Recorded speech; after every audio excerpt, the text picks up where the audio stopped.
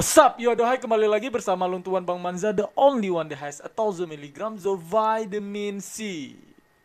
Piu, Jino Bang Manza kahayu bacut karena sponsor dari Apacut Parfum. Karena kenyan mau mengirimkan sampel gratis ke Lung Tuan ya untuk Lung pakai sehari-hari. Awak drone mandum yang perle-perle parfum langsung cow ke akun Apacut Parfum.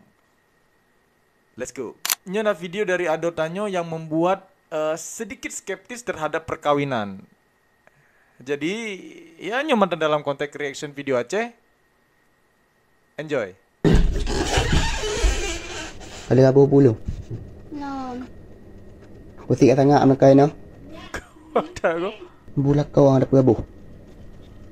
Bukro lah bang. Kau apa ada ke? Hak ujung apa badum ka? Astagfirullah. Pahangai orang. Tengah bu kapuh tengah. Nabarukan ha ada tubuh. Kata oh ada berkhabar. Belum kenan no. Kau ada aku. Lagi glum. Dari buh-buh. Nak buh-buh makan ka.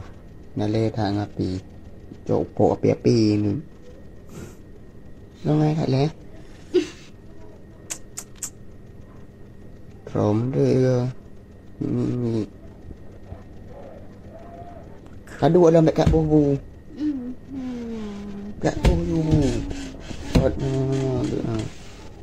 Iban. Ayo diloit ni oh. dua. Kalau bawa ke bunuh hak belum kabu. Ku keluang ke. Aduh. Hari ni. Yang pun kau kabu lo. Lepas tu dah. Apa racun macut? Bu thì ke gom nang kan kada no hak belum kabu bu. Di mana kah jadi no? Nyok. Masih betul yo. Sini komen lele waron betul. Kau pegah kiban lah ko. Anapu pi awak ro? Kata tak lagi yang pi pegak ke video. You boh kero. Yang long setuju. Na jaro dua boh, naki dua boh. Masa preh gok boh. Dah pi awak inang pi. Boh kero bu. Ha ngeu. Nya lagi long cocok yo. Nyo yang bek terlewatkan. Aurat perumoh bang Jadi hai di sini ne video lah bangga ni. Auratnya. Ha? Barang mahal. Bek tempeng le oh malam di hai. Bek sampai lah lagi kan kah yang wajib dapat wajib ke menan. Nya cerin tu jino meh ti maya mahai. Nya. Ilungnya hana setuju, ilungnya hana setuju ha. Alasan lun hana galak kawin. Nyan hanjit cowok kesebab kahai. Sahabat hana mandum cowok itu sama. Jika cowoknya berbeda-beda karakter ji. Ya, jadi bende gara-gara ni nontonnya ron ni kah hana mengawin. Nyan yang kagurayan. Hah? Serius? Yang betul. Yang betul ron paraman ya. Aneh nah. Wak ron ni gocek lelong ha.